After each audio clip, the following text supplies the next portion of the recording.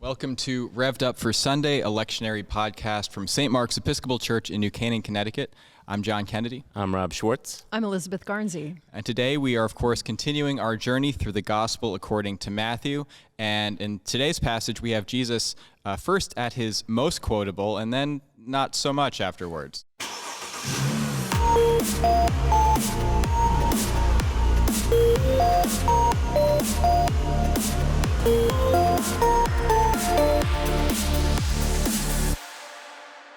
This is the 22nd Sunday after Pentecost, and our passage is Matthew chapter 22, verses 34 through 46. When the Pharisees heard that he had silenced the Sadducees, they gathered together, and one of them, a lawyer, asked him a question to test him. "Teacher, which commandment in the law is the greatest?" He said to him, "You shall love the Lord your God with all your heart, and with all your soul, and with all your mind. This is the greatest and first commandment. And the second is like it. You shall love your neighbor as yourself. On these two commandments hang all the law and the prophets." Now, while the Pharisees were gathered together, Jesus asked them this question: "What do you think of the Messiah? Whose son is he?" They said to him, "The son of David." He said to them, "How is it then that David, by the Spirit, calls him Lord, saying, 'The Lord said to my Lord, sit at my right hand, until I put your enemies under your feet'? If David thus calls him Lord, how can he be his son?" No one was able to give him an answer, nor from that day did anyone dare to ask him any more questions. Okay, so, I was joking at the beginning about Jesus going from his most quotable to, I wouldn't say least quotable, because at least he's not talking about, people getting thrown into outer darkness and so on. But it's a little obscure on the surface, and you won't see that on a T-shirt where you might. I wouldn't. I'm going to look. That is your T-shirt today. Listen, I mean, it doesn't get much more quotable than that. You were kind of hiding it. It was the easiest T-shirt I could find. He doesn't want me to use it as my notes. Right. For those listening, Rob is wearing a windbreaker or something over his T-shirt. So it's a little T-shirt about love your neighbor. Yeah, listen, that's true. Yeah. He's going to break it out at just the right moment. A very, very sharp-looking Superman. windbreaker, I should say. I feel like when I said windbreaker or something, it sounded like I didn't like it. But I didn't show up in a tracksuit. I think your jacket looks great. Oh, my goodness. So I mean, maybe we could just dispel, the mysteries around the second half first. Sure, why not? I mean, I don't know, not necessarily, but I feel like it's the least... anyway, it doesn't have as Let's do it. much, crowd appeal as this first half, but more so, it's, as you said, it's obscure. Mm-hmm. And one thing I read that helps me with this passage is simply that this was Jesus kind of exposing how these supposed teachers of Israel couldn't answer a basic biblical question. They just couldn't really come up with an answer because their interpretation, or he's doing something to show how literal they are with their scriptures, or how limited and small they sense that, or their idea of a Messiah might be. Mm-hmm. So he's offering them this flummoxing psalm, Psalm 110, which, as it happens, is the most quoted scripture in all of the New Testament, because this idea of the Lord said to my Lord, sit at my right hand until I put your enemies under your feet, was understood post-resurrection in a whole new way. Yeah. So for New Testament,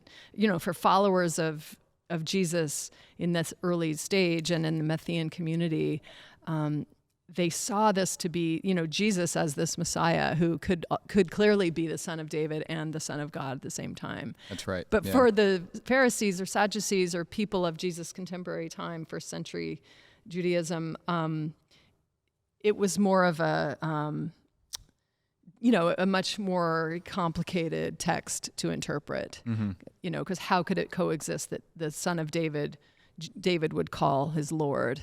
And so, I mean, there was something about how it was more of a test than it is the content of the scripture in this context. But I just offer that up as one way to this was Jesus having a device, a rhetorical device shut them down. I mean, this brings us to the end of the confrontation between the Pharisees and Jesus. Well, right. Next step, trial, right? And there he's silent. Well, and they've been testing him like over and I mean, this has been multiple tests. The last couple of episodes we've done now have been different tests that they've kind of been, putting Jesus up to from kind of different groups of his opponents. So like one fails and then the next says, okay, let me have a crack at this guy. Right. Even since last time we skipped a test about resurrection, a test concerning the law. And so, we're even breezing over some of the things that in the lectionary that he's already been tested by. Yes. But it is interesting to see it kind of come to a stop here. And it's like you said, they're so focused on the specifics of what the scripture says and everything that they kind of miss the principles behind a lot of it. And I think that's where especially the first part really comes into play. He's like, you're so focused on the law, you're missing what it's really trying to do. Yeah. And in the next passage, he turns to the crowds and he says, do as they say, not as they do. Right. I love that. It is really interesting to see this one test that Jesus offers after his testing and before his trial, if not really testing, but his of course trial or mock trial before he is put to death. I see here also obviously some Christological commentary. Absolutely. Matthew's gospel certainly has Christology in mind. Again, this question of who is Jesus in relation to God, essentially. Certainly, the Gospel of Matthew has in mind a Messiah, has in view Jesus as a Messiah who is not merely the human fulfillment of the expectations of many of the people of Israel. That would be, a great king, perhaps a warrior king, one who would be the fulfillment of the promises made to David. He would be all that, but something more. He is all that, but something more. He is the Son of the living God, as Peter confesses back in chapter 16. So I think that's going on here as well. And you see that the Pharisees are not, on this page perhaps. And that perhaps Jesus, I wonder if this is any connection to what we see in the Gospel of John, which does not stress the Son of David title and idea of the Messiah. The only time I think that it comes up in John is when this is chapter 7, some people are saying, this is the Messiah, Jesus is the Messiah. But then some say, surely the Messiah does not come from Galilee, does he? Has not the scripture said that the Messiah is descended from David and comes from Bethlehem? So in the Gospel of John, you don't get anything about Jesus being born in Bethlehem. That's a good point. He's from Nazareth in Galilee, which is sort of a problem for the Son of David thing. It's fixed in Matthew. I'm not saying it's fabricated, but it's addressed in Matthew by having Jesus born in Bethlehem, and then later moving to Nazareth because they go down to Egypt to escape the persecution of Herod, searching out this newborn Messiah so we can kill him. They go from Bethlehem to Egypt and then settle in Nazareth. In Luke, they have Jesus born in Bethlehem because the census has all people go to their ancestral city, which would put Jesus in the city of David. But Jesus did not grow up there. And John doesn't seem to have any knowledge of Jesus. Doesn't indicate any knowledge of Jesus being. It says that he's Joseph's son, sort of in Luke, right? Right. Yeah. Son of line of David. So I wonder if that's in the mix here too. People saying this guy's from Nazareth. How can he be the son of David? And Jesus is saying, maybe Jesus is saying here that doesn't really matter, and that's not really the germane matter when considering whether or not I am the Messiah and who the Messiah really is. Well, in Matthew also we get Jesus saying early on, don't think that I've come to abolish the law, but to fulfill, or the law and the prophets, but to fulfill the law. And so here, I think throughout Matthew makes this case that Jesus is the fulfillment of everything. So he's also the fulfillment of this, the Son of David. Definitely. And it's emphatic that he's the Son of David in that line. And he's also the Son of God, and they can't possibly fathom how this would work. But so I think it's fitting here that Jesus brings this psalm forward in the new light. Yeah. And it's, who knows if he understands himself to be the Messiah at this, it seems like, of course, he does. Yeah. I mean, Peter's confessed him as such. Yeah. So he does. But in terms of interacting with the Pharisees, he's showing how they don't have a big enough imagination to include this possibility. So it's really interesting. And like we've said, he knows his audience. He knows these are people who know their scriptures and all that. And so he's... or should know. Yeah, they know it so well, and they silences them. He's Right. incredibly astute. Yeah, right. I mean, this is a lawyer who's questioning him, which does not mean like a JD. It means somebody who's expert in the Mosaic law specifically, but the scriptures generally. So you mentioned Jesus being the fulfillment of the law and the prophets. And in the first part of this passage, Jesus talks about two commandments that on which hang all the law and the prophets. Yeah. So should we pivot to part one? So Rob, this is sort of your T-shirt. Yeah. What do you have? I'll get to the T-shirt in a little bit. But one of the things I love about that, so for some reason, every time I read this passage where Jesus kind of basically, they test him, they say, what's the greatest commandment? And they're waiting to trip him up. But again, he finds his way and says the first is, basically honor God and honor your neighbor, or love God and love your neighbor, and whittles them down to two. And I always think of George Carlin, who has an amazing bit on the 10 Commandments, but basically by the end of it, he starts tweaking them all to the point where he goes, and we're down to 2 commandments. Moses could have carried them down the mountain in his pocket, and I wouldn't mind people putting them up on the courthouse wall. And he goes on this whole long, tirade about it, but it's hilarious. And I always think of, I mean, those 2 basically do sum up all the 10, like the commandments right there too, when you're getting to that. Oh yeah, absolutely. But I think love is one of the key things here, because there's all different kinds of love that we hear about throughout Scripture, and this really being agape love, and it's not a passive love, like like when we use 1 Corinthians and a lot of wedding ceremonies and things like that, and because it talks about love, and love is this, love is that, but it's not necessarily romantic love, and it's not a passive love, it's a self-giving love. That we're kind of pouring out for others. Right. And so when he talks about loving your neighbor, it's not just saying, well, this is how I feel about him. It's like, what are you willing to do for your neighbor? That's what I really get from it. So that's why I wore the shirt. So now I'll get to the shirt. Okay. So the shirt does say, love thy neighbor, but then it says, thy immigrant neighbor, thy black neighbor, thy atheist neighbor, thy Muslim neighbor, thy depressed neighbor, thy Asian neighbor, thy LGBTQIA neighbor, thy disabled neighbor, thy indigenous neighbor, thy Jewish neighbor, thy political neighbor, thy elderly neighbor, thy homeless neighbor, thy Latino neighbor, thy addicted neighbor, thy millennial neighbor, thy fill-in-the-blank neighbor. And it's basically just saying, all these people are your neighbors, not just the people like you, those different than you. And what are you willing to do for them? Yeah. I mean, they ask for 1 commandment, and he gives them 2.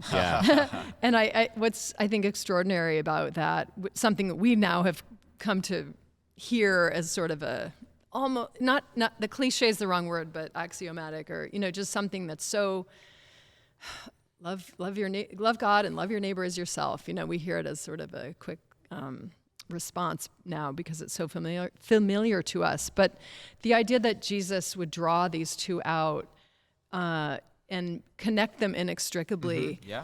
He's really saying that you can't have one without the other.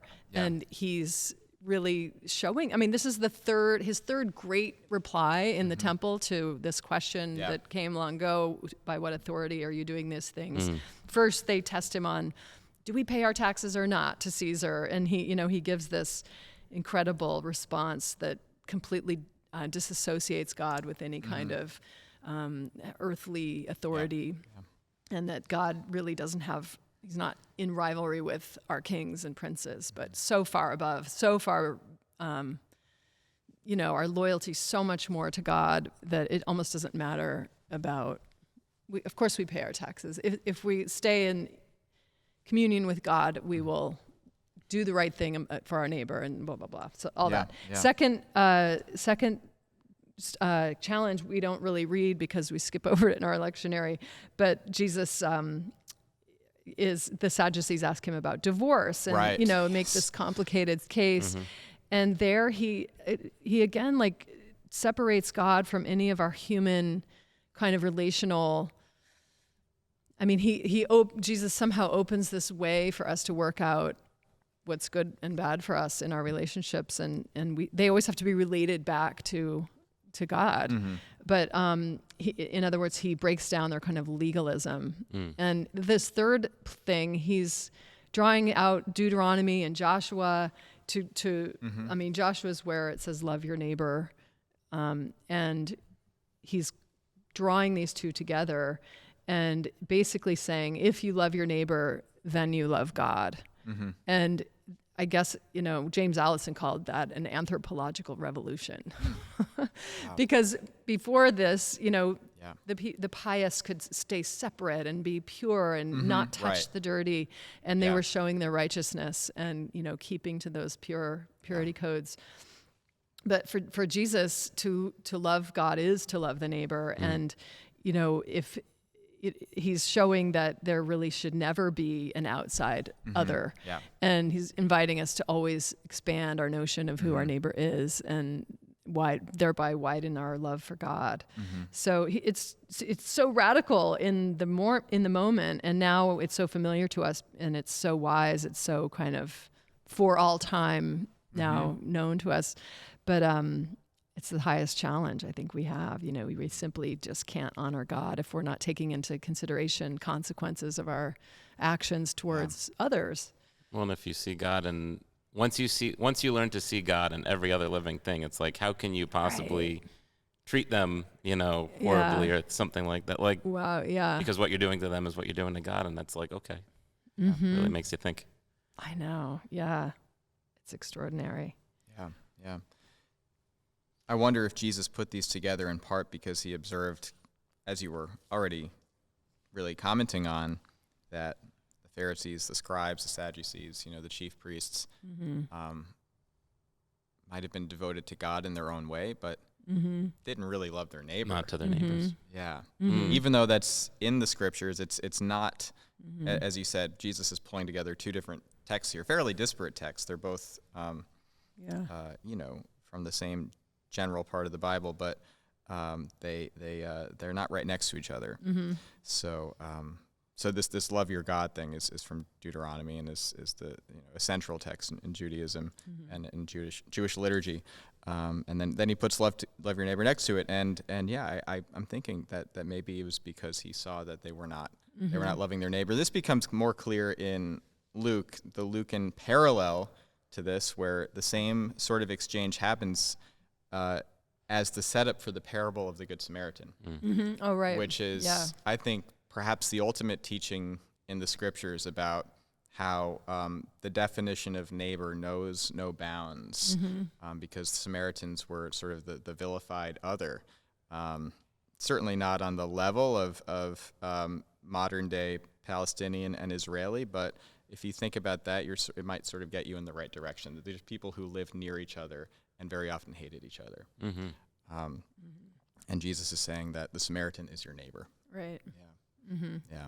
Well, and just, it mentions it in Leviticus, the love your neighbor as yourself. And just shortly after that is where you get the love the alien or love the stranger. For you were once aliens in Egypt and all that. And so it's, again, getting at that someone other than yourself. Yeah. Right. Yeah.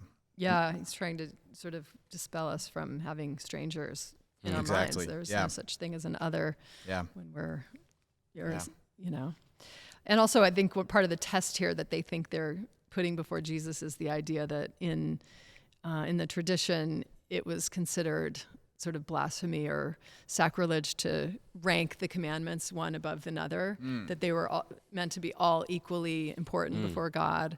And so they were going to try to trip Jesus by selecting commandments that would be better than others. Yeah. And so he just goes right for it. It's such a mic drop moment. It is. So, it's amazing. Yeah. Its revolutionary nature is really, I think, made all the more clear today when there's obviously a war going on as we speak that is in no small part animated by religious difference. Oh, yeah. Where,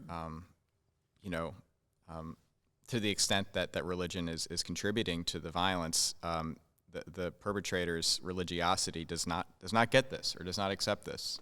You know, it is not the certainly it's not the attitude of religious extremists and fundamentalists, really, of any stripe, of any religion, because this sort of turns that whole game of identifying oneself as righteous and as part of the righteous group, which is necessarily defined in contrast to everybody else who's outside that group. That's sort of what religious extremism runs on. Yeah.